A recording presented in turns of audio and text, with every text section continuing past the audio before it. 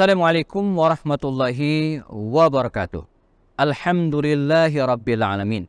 Wa bihi nasta'in ala umur dunya waddin. Asyhadu an la ilaha illallah, asyhadu an Muhammadan abduhu wa rasuluhu la nabiyya ba'dah.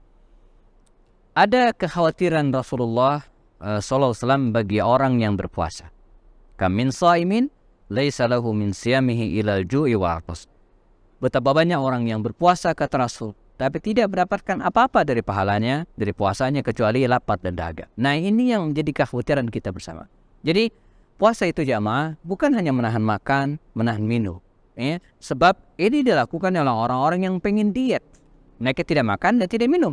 Tapi berpuasa adalah menahan dari segala hal yang bisa membatalkan dan bisa merusak pahala puasa kita, ya.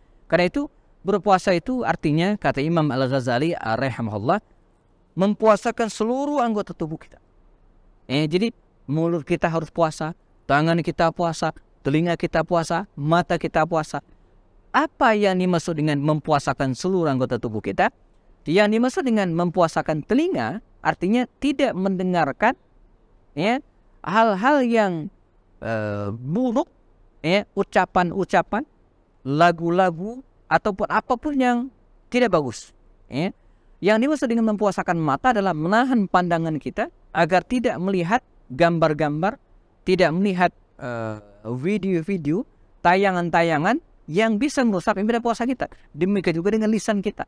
Ya, apalagi lisan kita tidak bertulang, ya, dia bisa ngomong apapun. Nah, orang yang berpuasa dia bukan hanya menahan makan saja, minum saja, tapi menahan semua anggota tubuh kita. Hari ini teman-teman sekalian, atau dulu, kita atau para ulama ada istilah hifzul lisan, menjaga lisan. Sebab dari lisan inilah bisa ghibah. Lisan ini bisa memfitnah. Lisan ini bisa namimah, mengadu domba. Lisan ini bisa berkata jorok. Lisan ini bisa berkata fasik. Lisan kita bisa mengucapkan apapun yang dilarang oleh Allah SWT. Itu dulu.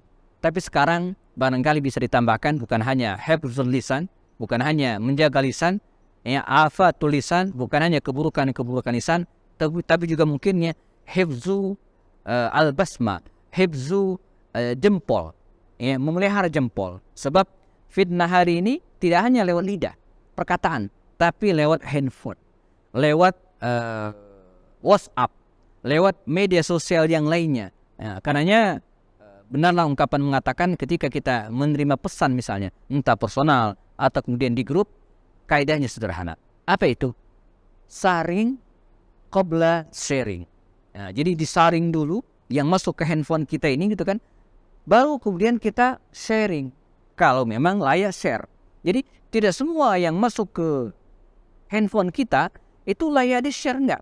Kita saring dulu, kita cek dulu, benar enggak sih informasi yang kita dapatkan ini, ya. Nah, andai pun benar, jamaah pemirsa sekalian dimanapun berada, tidak seluruhnya harus kita share. Ya, tidak semua yang, kalau dulu Nabi mengatakan tidak semua yang kita dengar harus kita sampaikan.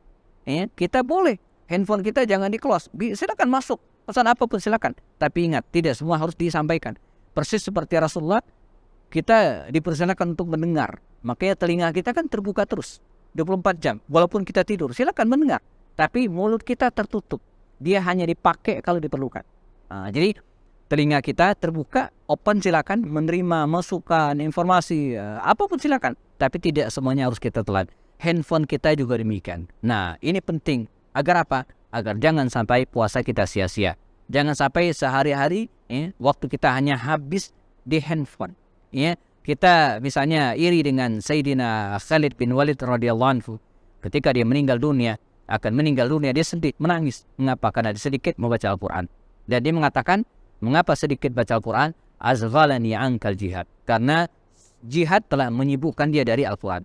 Hari ini kita jangan sebaliknya. Nakumullah, ya. Ketika ditanya di akhirat nanti, kita harus punya jawaban. Apa yang telah membuat kita sibuk sehingga kita tidak sempat membaca Quran dan beribadah. Semoga Allah SWT menerima ibadah puasa kita, ya, menerima saum kita, menerima sholat kita, dan menjauhkan kita dari perkara-perkara yang bisa merusak puasa kita. Sehingga puasa kita bukan hanya menahan makan dan minum saja, tapi juga mendapatkan pahala di sisi Allah Subhanahu wa taala. Saya Happy Anibastani. Assalamualaikum warahmatullahi taala wabarakatuh.